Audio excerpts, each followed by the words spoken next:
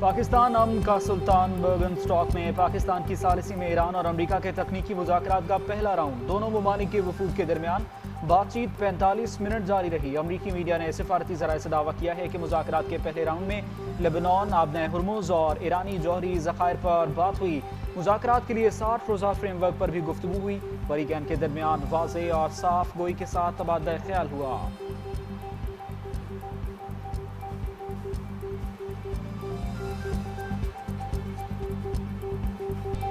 Pakistani क़यादत Iran और अमरीका मुज़ाकरात से अच्छे नताइज के लिए पुरुमीद। वज़ीर आज़म शहबाज शरीफ कहते हैं ये आलमी अमन के लिए बेहतरीन मौका है, हम मिलकर दुनिया में इत्तेहाद कायम कर सकते हैं। फील्ड मार्शल सैयद आसिम मुनीर ने ईरान और अमरीका के मुज़ाकरात के लिए अहम किरदार अदा किया। अमरीकी सदर डोनाल्ड ट्रंप की मुदब्बिराना क़यादत के बायस मुज़ाकरात मुमकिन हुए। ऐसे नतीजा खेज मुज़ाकरात के मुंतज़िर हैं जो मुस्बत असरात लाएं। लेबनान में कशीदगी के खात्मे के लिए कोशां हैं। पिछले चंद दिनों में बहुत ही हौसला अफजा पेशरफ्त हुई। खित्ते में अमन के लिए पाकिस्तान के किरदार को दुनिया भर में सराहा गया।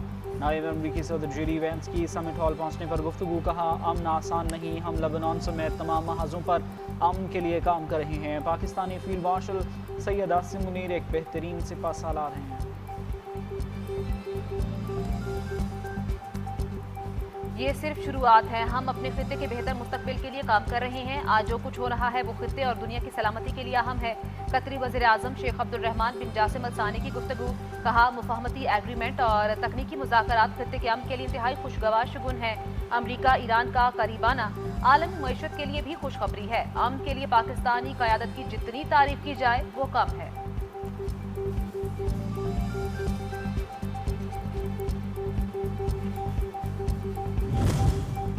बर्गनस्टॉक में मुज़ाकरात से कबल अमरीकी वफ़द की वज़ीर आज़म शहबाज शरीफ और फील्ड मार्शल सैयद आसिम मुनीर से मुलाकात। आलमी रहनुमाओं का खुशगवार मूड में मुसाफा।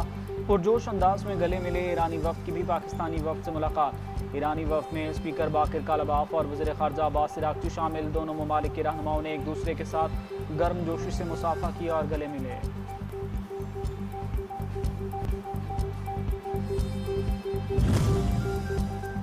जंगबंदी की शिक पर अमल दरामद के बगैर हतमी मुज़ाकरात मुमकिन नहीं। ईरान आज के मुज़ाकरात का महवर जंगबंदी माहिदे की अहम शिकों पर अमल दरामद है। तर्जुमान ईरानी वज़ारत ख़ारजा इस्माइल बकई कहते हैं ईरान की तेल बरामदात से मुतल्लिक इक़दामात का भी जायजा लिया जा रहा है।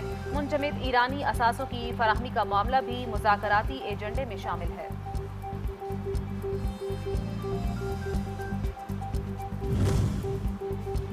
ईरान पर पाबंदियों का मामला अमेरिका के साथ मुज़ाकरात में ज़ेर बहस आएगा। कोई अमेरिका और ईरान की नीयत पर शक नहीं कर सकता। नायब वज़ीर आज़म इसहाक़ डार की अल अरेबिया टीवी से गुफ्तगू। यकीन है अमेरिका और ईरान हतमी मुआहदे तक पहुँच जाएंगे। मशरक़ी वस्ता की जंग ने पूरी दुनिया को मुतासिर किया। 60 दिन आबने हुर्मुज़ से जहाज़ों के गुजरने में रुकावट नहीं होगी।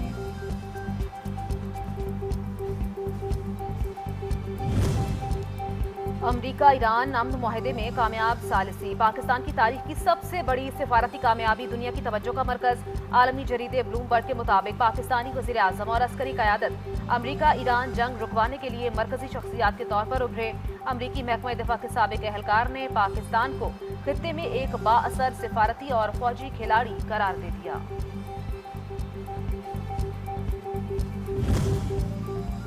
ईरानी चीफ मुज़ाकरातकार बाकिर कालाबाफ ने स्विट्ज़रलैंड पहुंचने के बाद खुसूसी तस्वीर के साथ सोशल मीडिया पर पोस्ट कर दी। लिखा मिनाब के मजलूम बच्चे और शहदा हमारा तर्ज अमल देख रहे हैं, हमसे तवक्कुआत रखते हैं, इनके लिए शर्मिंदगी का बायस नहीं बनेंगे। मुज़ाकरात के दौरान अपनी कौमी जिम्मेदारियों को पूरी संजीदगी से निभाने के अज़्म के साथ आए हैं।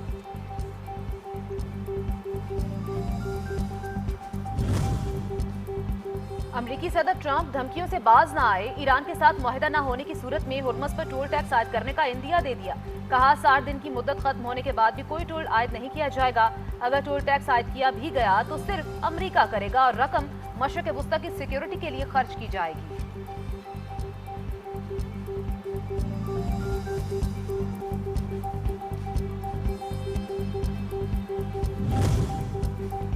जंगबंदी और मुआहदे के बावजूद इसराइल के लेबनान पर हमले जारी। 80 से ज़्यादा मासूम शहरी शहीद, मुतअद्दिद ज़ख्मी। ईरान ने आबने हुर्मुज़ को दोबारा मुकम्मल तौर पर गैर मुअय्यना मुद्दत के लिए बंद कर दिया।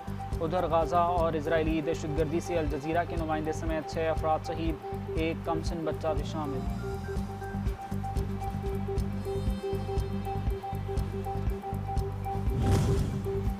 मिस्र में 4 बड़े इस्लामी ममालिक के वज़ीर ख़ारजा का इजलास। पाकिस्तान, तुर्किया, सऊदी अरब और मिस्र के वज़ीर ख़ारजा ने इजलास में शिरकत की।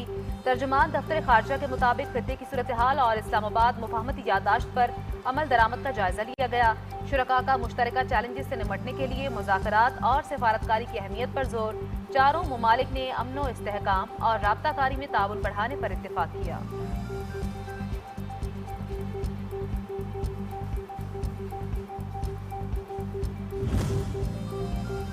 पार्टी में कम होती मकबूलियत, बरतानवी वज़ीर आज़म का पीर को मुस्ताफ़ी होने का इम्कान। एंडी बर्नहम का बिला मुकाबला पार्टी की क़यादत और वज़ारती उज़्मा संभालने का इम्कान। स्टारमर ने मुस्ताफ़ी होने का फैसला ना किया तो हुकूमत को इज्तिमाई इस्तीफ़ों का सामना करना पड़ सकता है।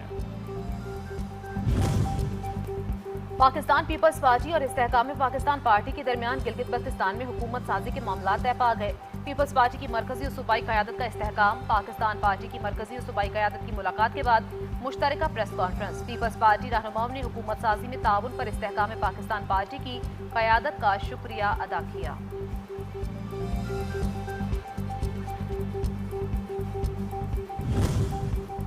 बलोच रिवायात को मिसमार किया जा रहा है, आइंदा नस्ल को क्या बताएं कि अहम शख्सियात के घरों को निशाना बनाना अफसोसनाक।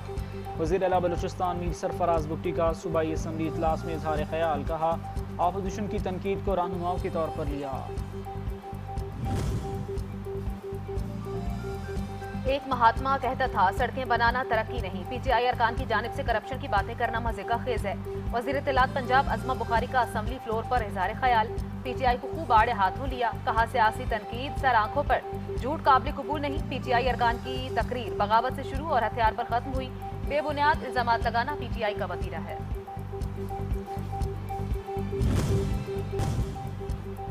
आज़ाद जम्मू कश्मीर के गजूर शहरियों ने कलअदम जॉइंट एक्शन कमेटी के पुरतशद्दुद एहतजाज को मुस्तरद कर दिया। अजला में मामूलाती जिंदगी दमा दमा रही। मार्केट्स और कारोबारी मराकज मुकम्मल तौर पर खुले रहे। मुजफ्फराबाद के मरकजी तिजारती मरकज मदीना मार्केट में भी कारोबारी सरगर्मियां बहाल।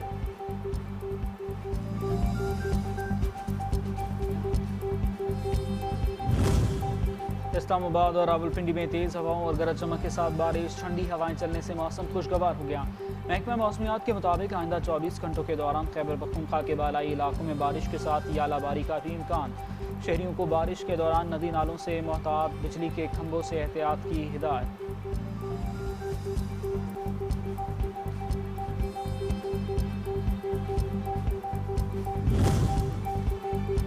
गिलगित बल्तिस्तान में सैलाब ने तबाही मचा दी। वादी खनबरी शदीद मुतासर, दरख्तों, खेतों और मकानात को शदीद नुकसान पहुंचा। सैलाबी रेले मुख्तलिफ मकामात पर सड़कें बहा कर ले गए।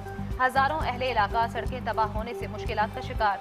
चलास खनरी के आवाम के लिए खाने पीने की अशिया की शदीद किल्लत।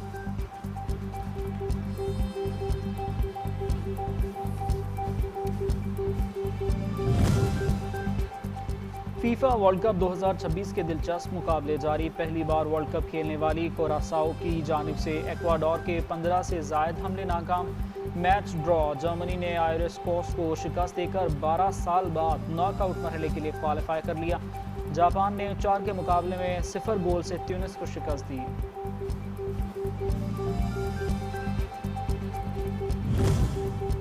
आज़मीन हज 2027 के लिए खुशखबरी। रजिस्ट्रेशन कल 22 जून से शुरू होगी। रजिस्ट्रेशन की कोई फीस नहीं। रजिस्ट्रेशन पहले आइए पहले पाइए की बुनियाद पर होगी। सरकारी और निजी हज स्कीम दोनों के लिए रजिस्ट्रेशन लाजमी करार दी गई है। एक खानदान के अफराद मुश्तरका तौर पर रजिस्ट्रेशन करा सकेंगे। रजिस्ट्रेशन के बाद ही सरकारी या निजी हज स्कीम का इंतखाब मुमकिन होगा।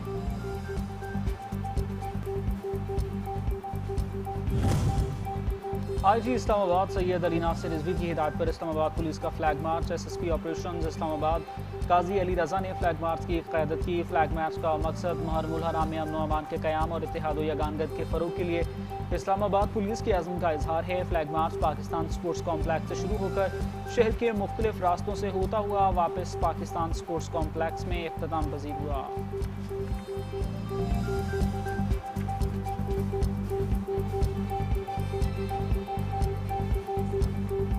और मैदान करबला में जहां खानवादा अहले बैत के अफराद ने जानों का नजराना पेश किया, वहीं इमाम हुसैन अलैहिस्सलाम के जानिसार और बावफा असहाब ज़ुहैर इब्ने कैन, मुस्लिम इब्ने अजूसा और हबीब इब्ने मज़ाहिर ने भी अपनी जान कुर्बान करके इस्लाम की हिफाजत और वक़ा में अपना हिस्सा डाला। मुल्क भर में 5 मुहर्रम उल हराम की मजालिस और जुलूस का सिलसिला जारी। कसीर तादाद में अज़ादारान मज़लूम करबला शहदा की याद मनाने में मसरूफ़।